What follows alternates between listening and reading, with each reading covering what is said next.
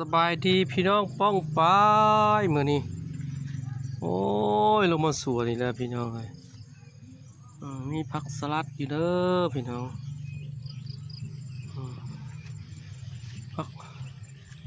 หอมป้อมพวมออกพี่น้องเอ้ยหอมป้อมผักหอมพี่น้องเอ้ยผักหอมเอ้ยเผ็ด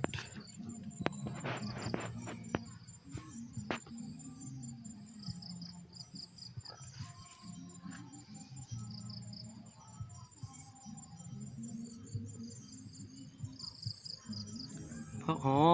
มมันผักหอมรวมพี่น้องเอ้ยโกยลาบ